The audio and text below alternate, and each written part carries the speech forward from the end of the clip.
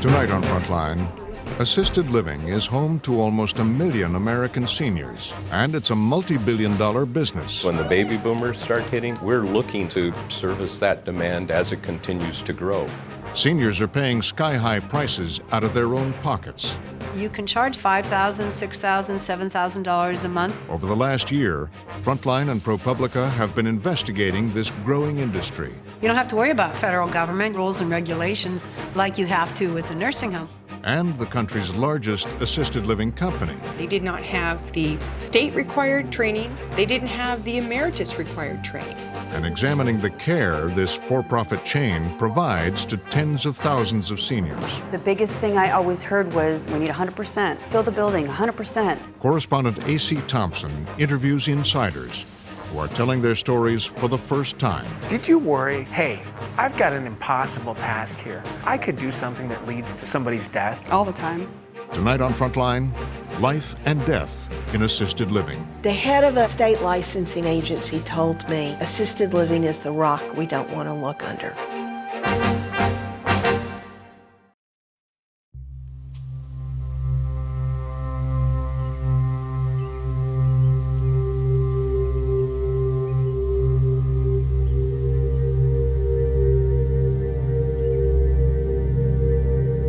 So this is 1940, is that right? Yes, this was the championship game. Oh, look. There he is. There he is, yeah. Carrying the ball. Yes, That's right Daddy, in the middle number with 5. his curly hair. Yeah. Is that him? Yes, right he's there? got the ball right there. Yeah, there he goes. Yeah, he just intercepted that and now is just running and making his way Scored. through. Yeah, and just scored. Touchdown. I believe this is when they scored. The score was 73 to nothing. Yes. It was a game that Daddy talked about the most, I think. George McAfee had a remarkable life. In the 1940s and 50s, he was the star running back for the Chicago Bears. He won 3 NFL championships and was inducted into the Pro Football Hall of Fame. He didn't really talk about that that much. In fact, our mother wanted to place plaques of his in our den, and the only place he would let her put them was behind this door, so that when the door was open, you couldn't see them. I see all these photos, and he seems like he's just loving his later years. He enjoyed being around his family. He would just light up when he saw the grandkids, the great-grandkids. But in his 70s, George became one of the more than 5 million Americans suffering from dementia. I guess we first started noticing that there were some changes in Daddy's behavior. He would go to the bank, and he could get there, but once he got there, he couldn't remember why he was there. His daughters began searching for a facility that could care for their father. They chose Cypress Court, an assisted living home that charged more than $4,000 a month. When I saw the court, a couple things impressed me. The residents were free to access the outside and walk or sit. I thought we had just struck gold as far as a home for him. But then, the facility was bought by the Emeritus Corporation, a nationwide chain. The sisters say they began to see changes. His room would be dirty, and he would just be unkept, like he hadn't showered. I know for a fact that his sheets weren't being changed, his laundry was not being done. I would come home with his laundry, do his laundry myself. I would clean his room many times when I would go over. Yeah, and he hadn't showered. He looked like a dirty old man. One night, George left his room and went wandering through the facility. Records show that for almost half an hour, there was no one on duty in his wing of the building, and workers had failed to lock away a bottle of industrial-strength dishwashing liquid. At some point that night, George picked it up and drank it.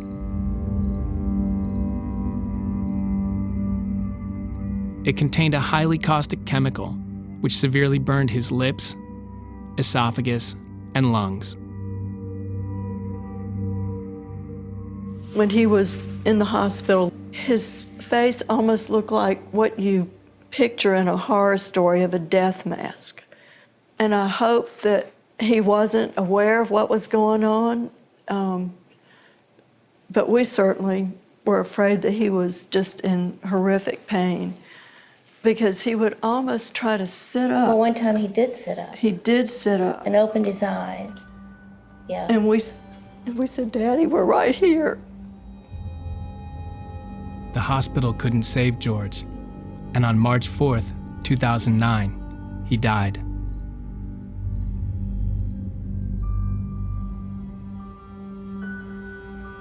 The state of Georgia found Emeritus negligent in George's death. The sisters sued the company and settled with them. Now they're speaking publicly for the first time. He suffered a horrific death. And our children saw it, our husband saw it, we saw it, and I remember just sitting by his bedside praying that God would just go ahead and take him because he wasn't going to get any better. And I just felt like he was suffering so horribly. After your father died, the state did an investigation, and the state said, we're going to fine this facility $601.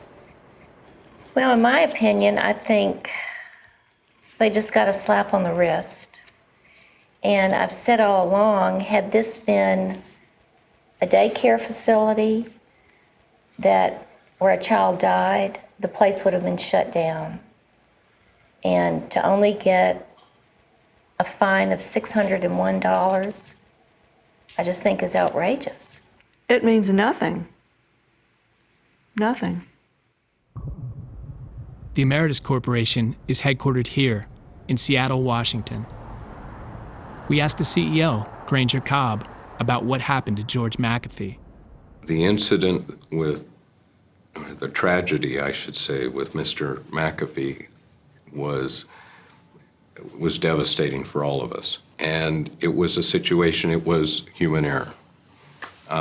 We had a staff member that failed to secure a locked cupboard. Mr. McAfee got access to this dishwashing liquid, drank it, and had absolutely tragic results, and our heart goes out to the family. When you're dealing with this many residents, particularly a population that can have unpredictable behavior or is frail and is kind of a high-risk population to begin with, we will have situations from time to time, but they're the vast, minority. I mean, it is really the exception to the rule. Welcome to Emeritus, where you'll find all the comforts of home. Cobb heads a company that has long been at the forefront of the assisted living industry. You can teach the skills, but you can't teach the passion. You have to have a passion for seniors. Offers a full spectrum of Assisted living was created to offer seniors who could no longer live on their own a more home-like environment than nursing homes. And since most facilities offered little or no medical care, they were loosely regulated. for seniors to enjoy their golden years to the fullest. Assisted living blew up in the 1990s. It grew very rapidly. Do you think that companies were attracted to this sector of senior care because it had less regulation than nursing homes? Oh, I'm sure, and particularly the for-profit companies. When you look at a system, you don't have to worry about federal government. You don't have to worry about rules and regulations like you have to with a nursing home, for example. And you can charge whatever the market can bear. I mean, if people are willing to pay $5,000, $6,000, $7,000 a month for care, you can charge that.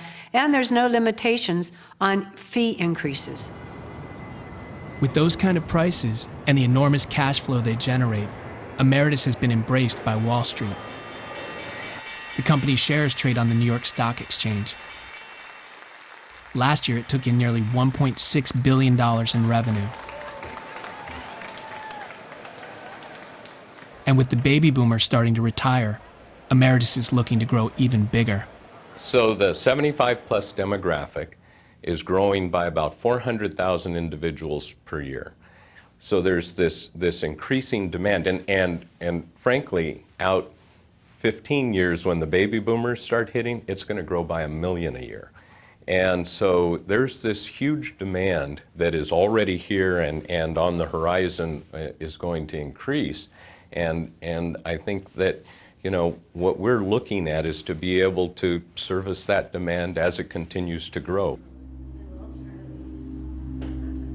But increasingly, that demand has been coming from seniors with complex medical problems.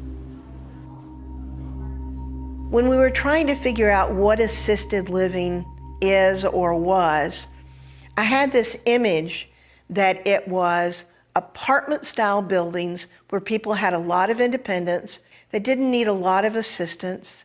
Catherine Hawes studies the assisted living industry. And then we did the first national study, and of course that wasn't what assisted living was. People showed up in wheelchairs and walkers. It wasn't the well elderly who were out golfing, you know, on the weekends. And you know, there was this big of a, is there a parking place for every resident? These are not people who can drive. And there were these spiral staircases, which no one ever uses. Because if all you need is hospitality, you don't leave your home. Most of us want to stay in our home as long as we can. In her study for the Department of Health and Human Services, Hawes found that while residents in assisted living didn't have as many physical limitations as people in nursing homes, many suffered from Alzheimer's and other forms of dementia. When you go into assisted living, you see a lot of cognitive impairment. So there's a lot of early memory loss, short-term memory loss, a lot of impaired decision-making. Newer research shows that the number of residents with dementia is rapidly increasing. We found that about 2/3 at any point in time have dementia. So the majority, and the implications therefore are anybody who operates assisted living needs to know that dementia is the major player. It's the major condition that leads to people to living there. Hello. To meet the growing demand for dementia care, Emeritus has been opening memory care facilities across the country. Understanding how Alzheimer's disease affects the brain. But though residents now need much more care, assisted living remains loosely regulated. The overall needs of each resident. Now, we pretend assisted living facilities are not medical facilities. They're non-medical. And yet, the people who are in these facilities today have acute medical needs. The same people who are in assisted living today are the people who were in nursing homes 10 years ago. And this is not to say that all the facilities aren't prepared to deal with them, but I'd say the overwhelming majority certainly aren't prepared to deal with that. Emeritus invited us to come to one of their facilities in San Diego. It has a memory care unit. Seniors can pay upwards of $5,000 a month to live in a place like this. Come on, man, 7, 8, left door. So we're in the memory care unit or memory care community. We call it the memory care neighborhood. Memory care neighborhood. Yep. In Carmel Valley. Kelly Scott runs Emeritus's memory care program. So this is our program, we call it our Join Their Journey program, and this is where we're caring for folks with dementia. And it's really a specialized program to meet their needs. We find out a lot about who they are as individuals. And then the day is set up around what is purposeful and meaningful to them as individuals. Get ready, 350. But some question whether memory care units like this one provide enough care. Has anyone got a shovel? You're going to have a memory care unit. That's a good marketing tool for families. A, there's demand and you're trying to keep occupancy up. And B, you can charge more for memory care. I mean, all you've really done is created rooms around a courtyard, but still, that's nice. And it's much safer. But then they say they've got staff who are trained to do memory care. And that's where it starts to kind of fall apart, because the staff are generally not well trained to do dementia care. And lay out for me, if we're here in Carmel Valley, we're at your facility, what would the typical training consist of for somebody in this facility? Who's working particularly in memory care? In the memory care unit. Okay. For our staff that works in memory care, they're going to go through what we call general orientation, which everybody in the community would go through. And then we have an 8-hour class that's the Join Their Journey class. And that's really where we cover everything from disease process to how we serve a meal slightly differently to folks who have dementia, to how to engage, how to approach, how to communicate, overcoming some communication barriers at times. So the 8-hour intro is sort of the minimum. That's our company standard, is going to be the 8-hour. 8 hours? That's nothing. Who's going to explain this is what the disease is?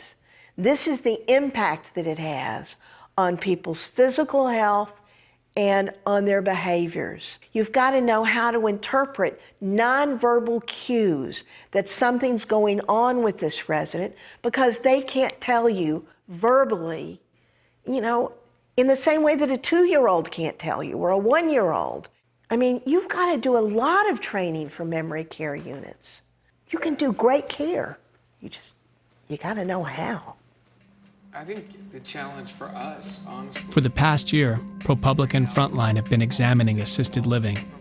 And Emeritus, the industry's biggest chain, which is home to more than 40,000 seniors. Resident was assaulted by another resident due to lack of care by facility, substantiated. There's no national data on assisted living, so we focused on California, the state with the most assisted living facilities. During the last 3 years, Emeritus had more substantiated consumer complaints per bed than any of its major competitors. Facility has insufficient staff to monitor residents. We found authorities in other states have cited Emeritus for numerous legal violations, from a shortage of staff to taking in seniors too sick to legally live in their buildings. Go to that one, at Oceanside. You just have somebody apparently falling out of a second-story window. And we identified more than 24 questionable deaths, many of which have never been reported on. So she froze to death. She froze to death. On Christmas Day. On Christmas Day. Her name was Mabel Austin, and she suffered from dementia. One night she wandered out of an Emeritus facility in Texas and froze to death.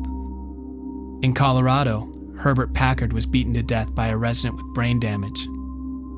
In Massachusetts, Anjanette Stewart was repeatedly sexually assaulted. An investigation found that Emeritus workers knew about the attacks and didn't stop them. In Florida, Richard Borak, who had Alzheimer's, slipped out of a facility one day and was never seen again. When we asked Emeritus to comment on these incidents, the company refused. But Granger Cobb did agree to comment generally on the problems we'd found at his company.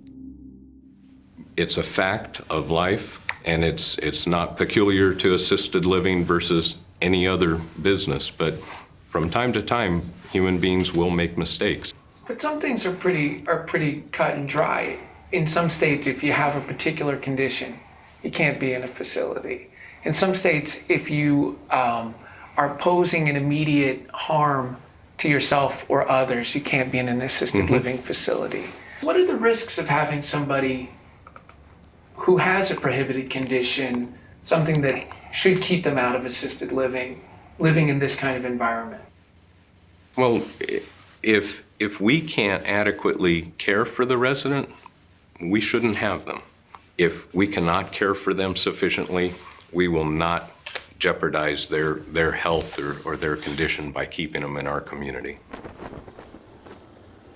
But in our reporting, we came across a revealing incident near Jackson, Mississippi. It involved a woman with dementia named Merle Fall. Merle went to live at Emeritus at Ridgeland Point at the end of a long, happy life. She was a lot of fun to be around. Our friends all always loved her. She said whatever came to mind, and she was always the life of the party. Everybody always loved her. In the early stages of her dementia, Merle lived with Diane's sister, Linda. But when Linda felt she could no longer keep Merle safe, the sisters called Emeritus. The company sent a nurse to evaluate Merle. She came in, she sat down right there on the couch with Mother. Mother was sitting there too. She reached over and held Mother's hand. And she never asked any questions. As a matter of fact, it was only later that I understood she was here to evaluate Mother, to find out whether she was suitable for Ridgeland Point. because all she did was talk about what a great experience it was going to be. Mother was going to get a lot of one-on-one attention. She said she's going to get so tired of seeing my face. You know, we're going to take care of her just like she was our mother. That's what they said. And so Merle's daughters moved their mom in at a cost of about $3,500 a month. She went in on Thursday afternoon, February 25th. They had suggested that we not come by for a few days to get her used to it. Sunday, I finally said we want to see her. We got there. She was drugged, drooling. We couldn't wake her up. She had on the same clothes she had on when we took her there Thursday. She smelled her urine. I mean, she looked like she had just been drugged the whole time. The sisters discussed taking Merle home, but in the end decided not to move her.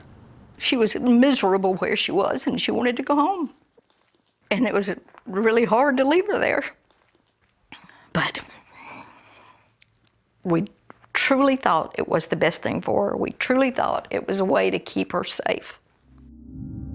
But just days later, Merle stuffed her clothes into a suitcase and told a caregiver that she was leaving. Soon after, she apparently pried open an upstairs window in the memory care unit and forced herself through it. Then she plunged to the ground. I got a call on Saturday, March the 6th, 9 days after she was admitted there. About 10 till 8 that morning, the lady identified herself and said, "Your mother got out." I said, "What do you mean she got out?" She said, "She went out the window." I said, "She went out a second-story window?" And she said, "Yes." I said, "Is she breathing? Is she alive?" "She's on the ground crawling around. She won't get up." We probably got there in less than 10 minutes. As a matter of fact, they were still putting her in the ambulance when we got there. There was not one living soul from Ridgeland Point out there with her. Nobody from Ridgeland Point ever came outside and said anything to us. Nobody expressed any regret because they never walked out the front door. We never saw them. At the hospital, doctors discovered that Merle had bleeding in her brain. 3 days later, she died. Soon after, the sisters filed a lawsuit against Emeritus. Some cynical people will say, Diane and Linda, they're suing because they want money, because they want to enrich themselves. They see a big corporation and they want some money. What do you say to that? I'd say shut the facility down, put the people in jail. We'd drop the lawsuit. Because we don't have any, it's not the money. It's truly not the money. But the money is all that matters to Emeritus. And if that's all that matters to him, it's the only way to hurt him. And believe me, I want to hurt him. The daughter's lawsuit against Emeritus is ongoing. But Mississippi regulators decided not to cite or fine Emeritus for Merle's death. That was one where we actually followed our policies and procedures. They had checked all the windows in the community to make sure that none of them opened past 12 inches, which is the regulation in the state of Mississippi. But it's so difficult sometimes with our residents that may have some memory impairment. Sometimes their behavior is unpredictable and catches staff off guard, even when they think they're doing all the right things. But Maggie Carter, who ran the memory care unit at the time and was later fired in a dispute with the company, told us that Merle's death reflected a bigger problem. I think that they are bringing nursing home patients to a assisted living facility. Most patients that was in the wheelchairs or not able to assist themselves at all should have been in a nursing home, not assisted care. Why do you think she was admitted? At the time, this is my opinion, we was low on residents and we need to keep up our numbers. They was very strict about numbers, that we need to keep up our numbers. And at the time, memory care didn't have the capacity they wanted. So you still was under pressure to get people in that building.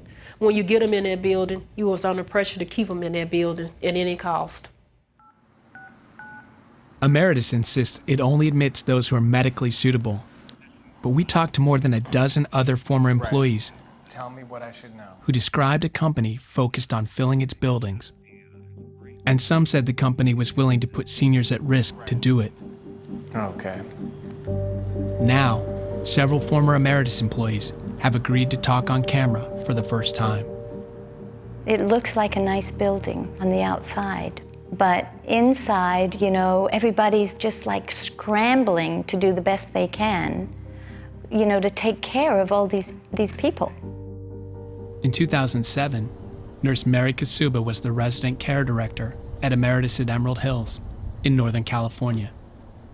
She says the facility was so understaffed that it couldn't provide decent care for the roughly 80 seniors living there.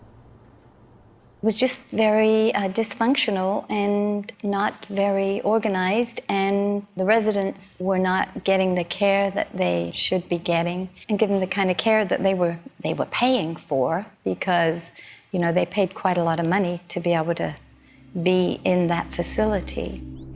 Kasuba's biggest worry was the med room. It was managed by workers with little training who were paid around $10 an hour, like Jenny Hitt. So for 80 or more residents, how many drugs are we talking about? I mean, how many prescriptions could you conceivably be dealing with? Oh my goodness, thousands. Some residents at one time can have 15 different prescriptions and different pills that they get. And some of them get pills 4 or 5, 6 times a day. There's times where I had to run down the hallways to make sure that this person is gonna get their medication. And some of these medications are life or death. Did you worry, hey, I've got an impossible task here. I could mess up and actually do something that leads to somebody's death? All the time. Mary Kasuba grew so concerned by the lack of staff, she sent a registered letter to corporate headquarters saying that unless improvements were made, she would resign. Since I came to work with Emerald Hills, there has not been enough staff to cover any part of the day-to-day staffing needs to give the residents their quality of care that Emerald Hills advertises in its information. Not enough in the kitchen, housekeeping, resident assistances, and med techs.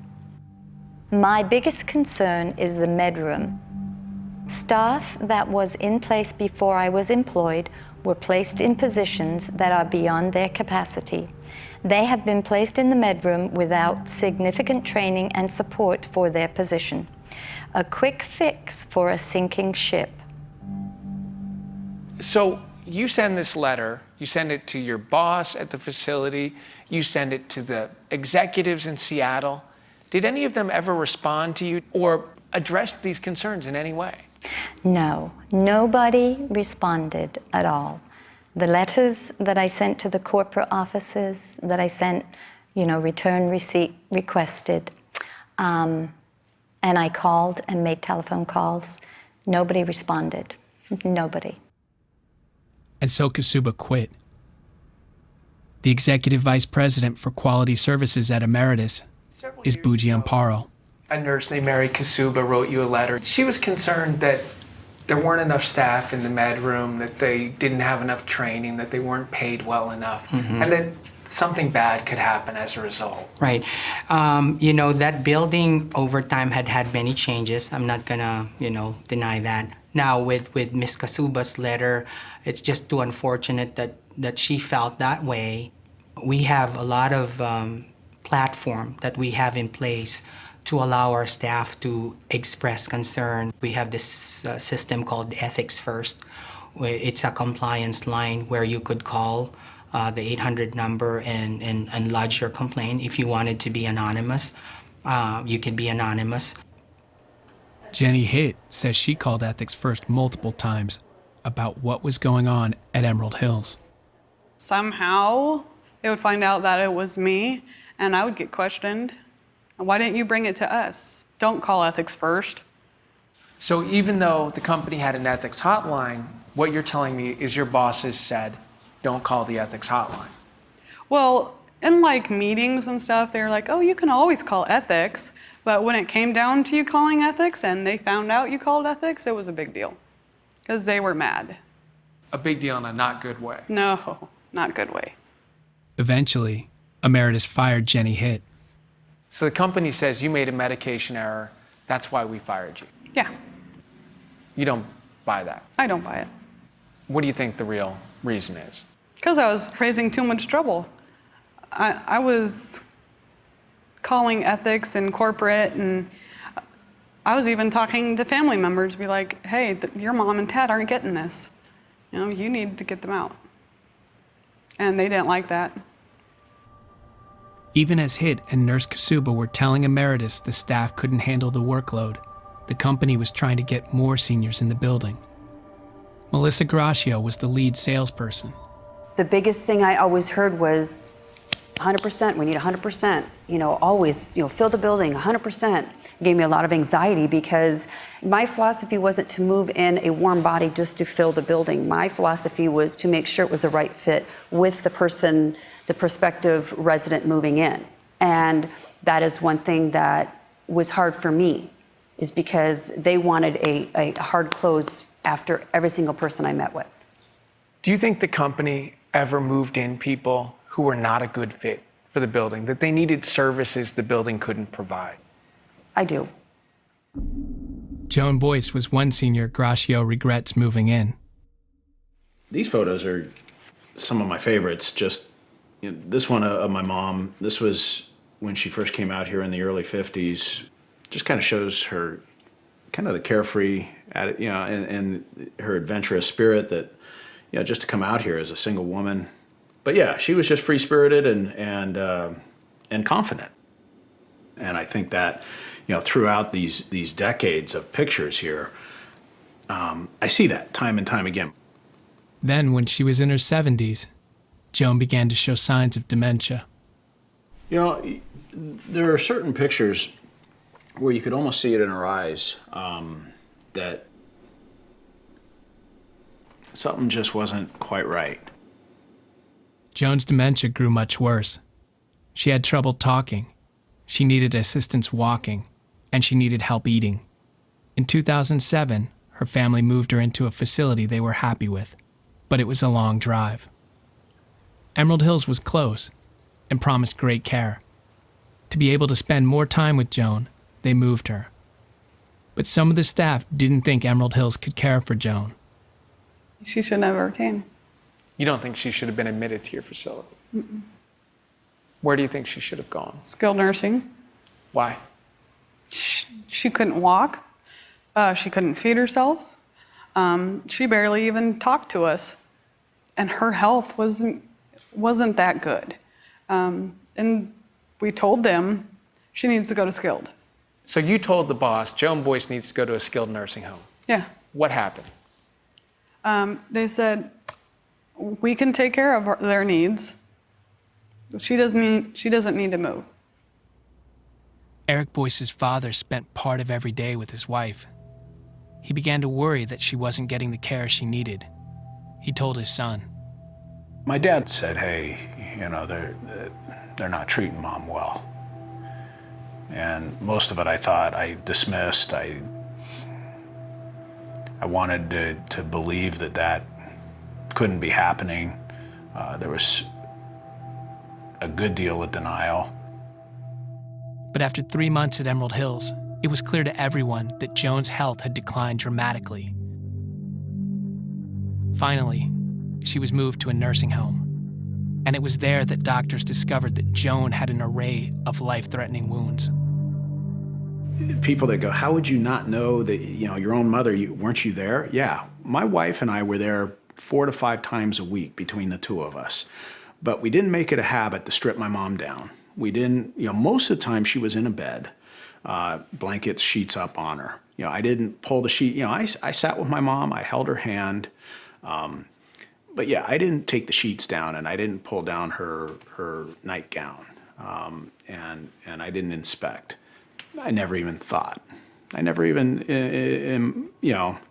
again, we were paying money to, number one, make sure that wasn't happening. And if it was, that we would know about it, that we would have been told that we could have done some things, that we could have gotten the proper medical care in there.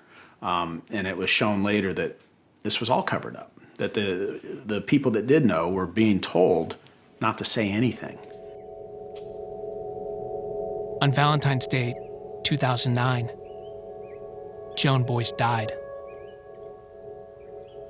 The Boyce family decided to sue Emeritus and hired elder abuse attorney Leslie Clement. This isn't just about Joan Boyce. This is about everyone who has Alzheimer's or dementia. This is about every senior who has any type of physical disability and is dependent on staff for help. Joan Boyce was not unique. Joan Boyce is typical of the resident population in assisted living today. This is the population that they're marketing for. This is the population they're going after. This is the population that's going to make them a lot of money. Clement subpoenaed thousands of pages of documents from Emeritus headquarters in Seattle. She says one of those documents proves that Emeritus ordered facilities to target seriously ill seniors, such as those with advanced dementia, because they could be charged more. Everything I look at the corporate level, all of their records, it's all about a push for more money to increase the cash flow, and there's no talk about caring for the elderly. I mean, when you read their records, you think that this is a real estate company.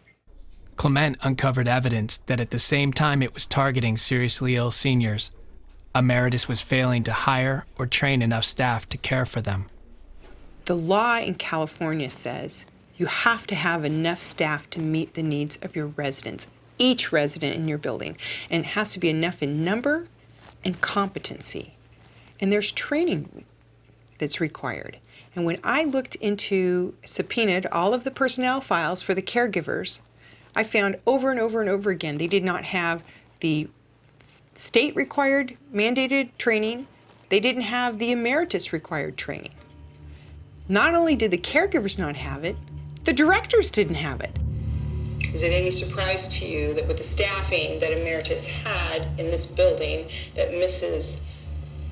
Boyce ended up falling? Clement took what she'd uncovered and used it to confront numerous current and former emeritus executives under oath. It is horrible to hear that.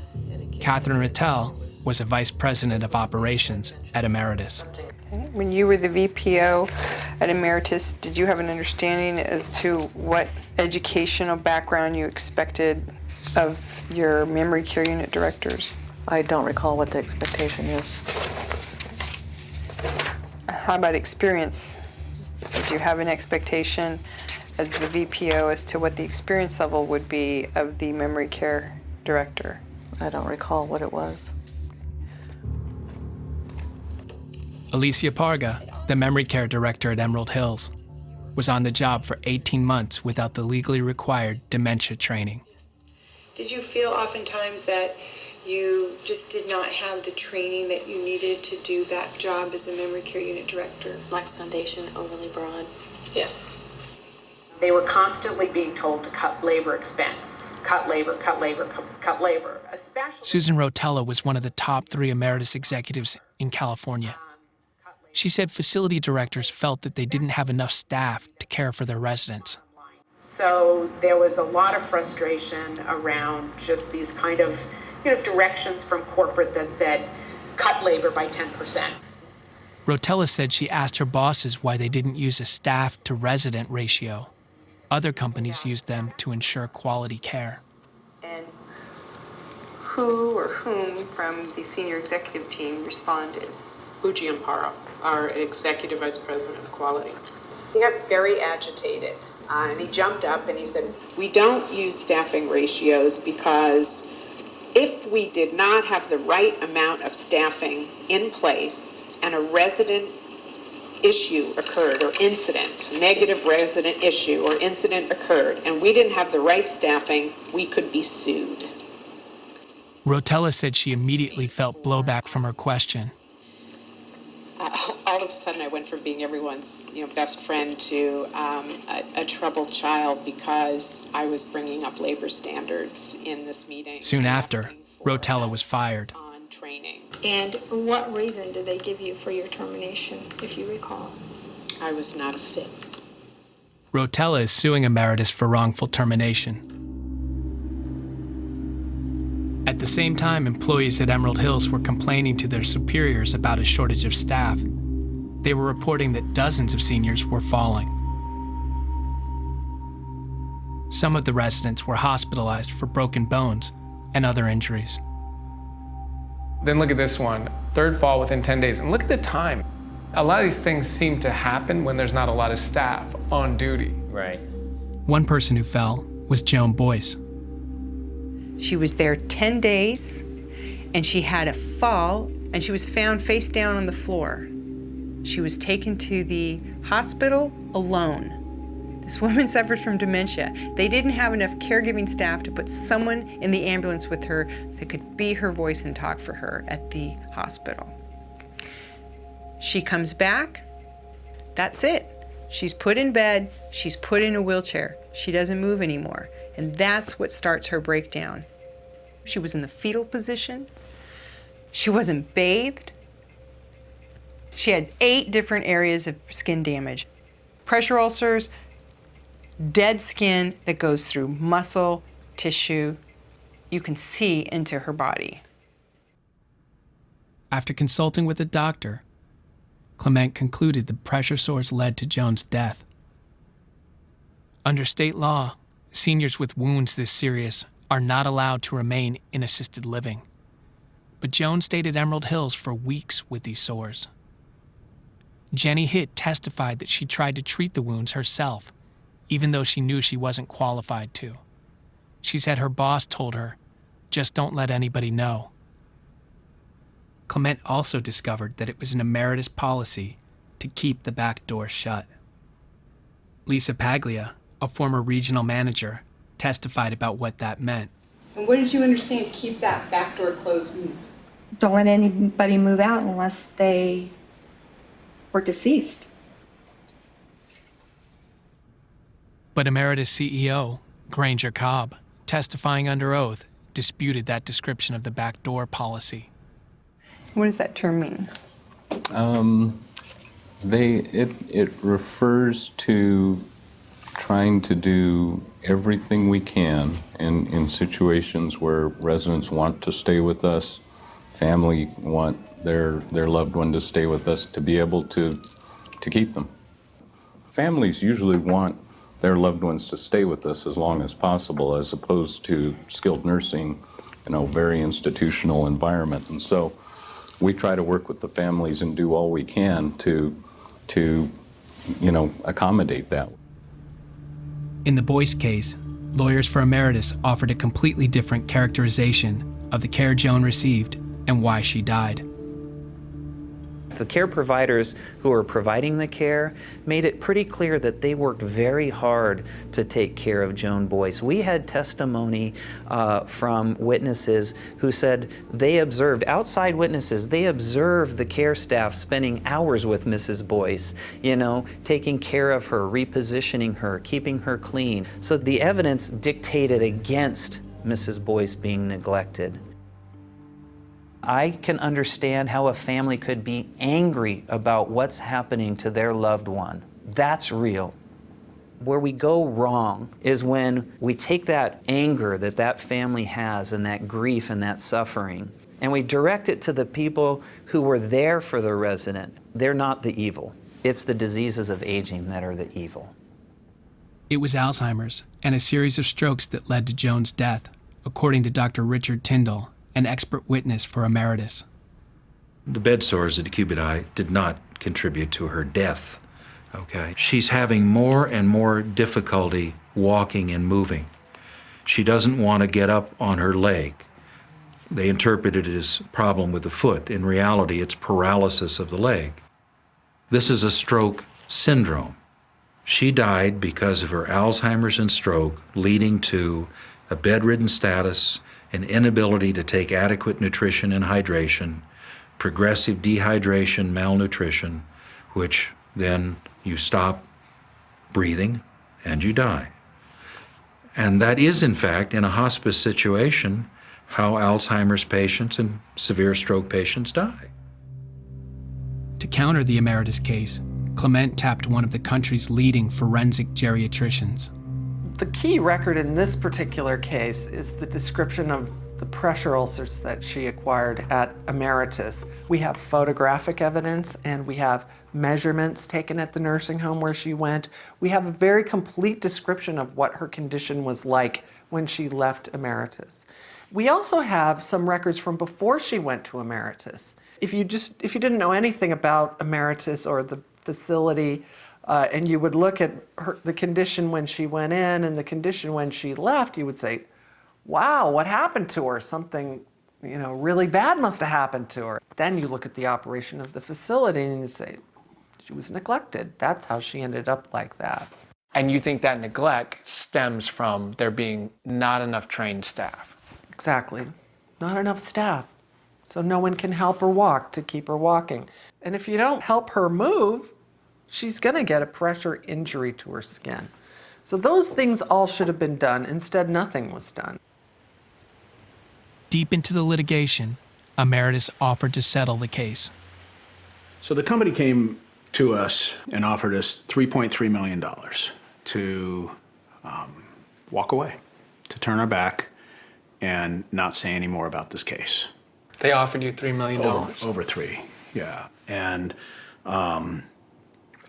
so, and that's a substantial amount of money, but that also came with basically a gag order, an order that we wouldn't have been able to talk. We would not have been able to share my mom's story. They wanted us to turn over all of our investigative, everything, and they knew that we had a lot of stuff that had been uncovered, and they wanted all that. They wanted it all to be shredded, all to be destroyed. That was part of the bargain for the money, and we weren't willing to do that.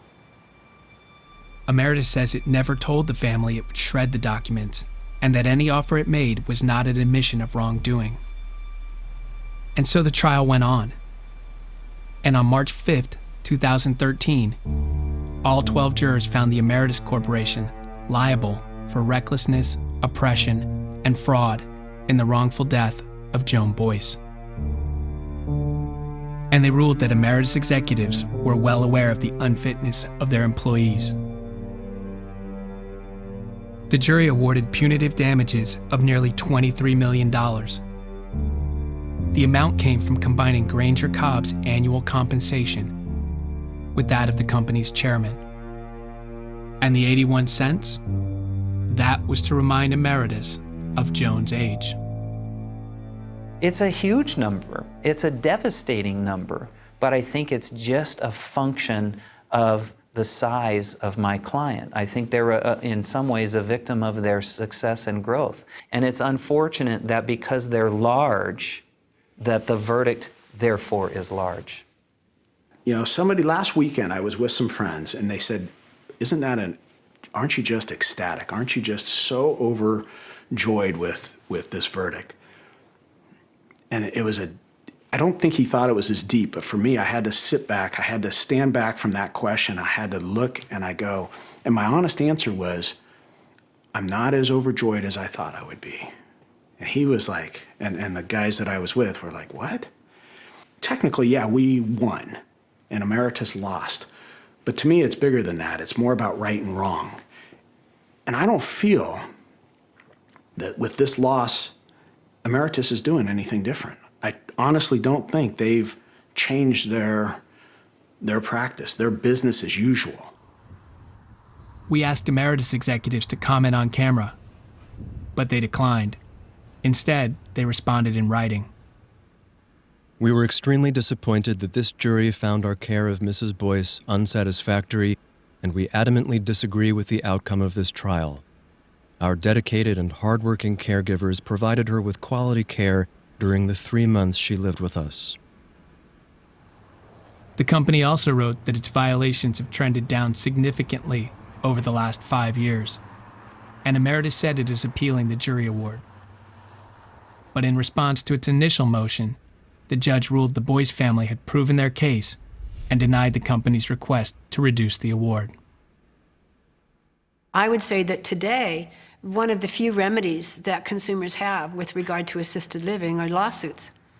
And that's what we see. And that's unfortunate because the industry is always complaining, oh, there's too many lawsuits and they're frivolous, etc. I'm shocked that there aren't more, to tell you the truth. When you have a regulatory system that's not doing its job, when you have people who are filing complaints and you might as well file those complaints down a black hole, that's what's going to happen. It's just a horrible system right now. The head of a state licensing agency told me, assisted living is the rock we don't want to look under.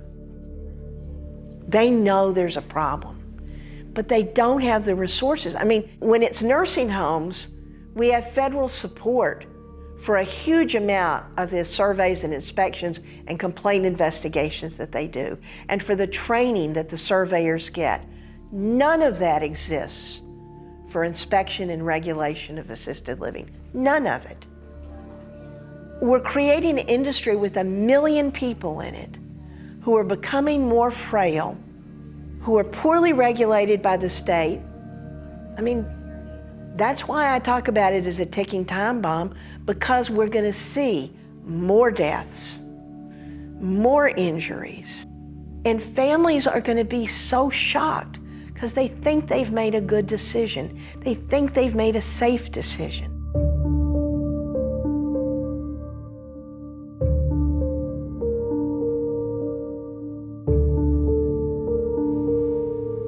I have dreams, I guess they border on nightmares, that my mom is with me and she's lucid for a moment.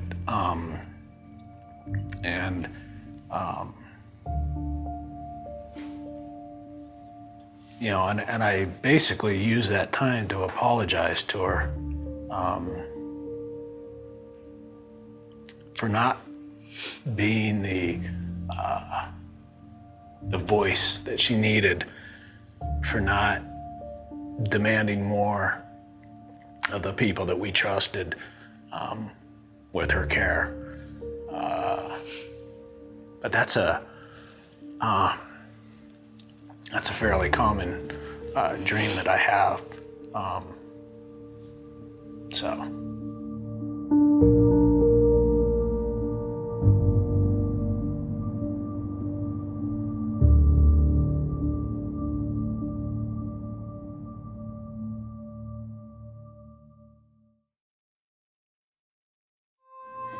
Go to pbs.org/frontline for more on what questions to ask when searching for an assisted living facility. Explore additional reporting on the industry from our partners at ProPublica. Learn about the debate in Washington over regulating senior care. Plus, read our extended interviews with Emeritus CEO Granger Cobb. Human beings will make mistakes. And others. It's a horrible system right now.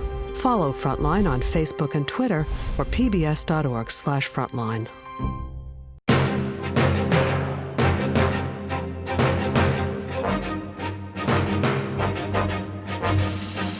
For more on this and other Frontline programs, visit our website at pbs.org/frontline.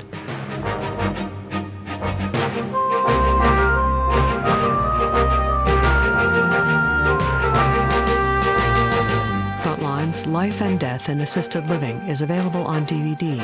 To order, visit shoppbs.org or call 1-800-PLAY-PBS. Frontline is also available for download on iTunes.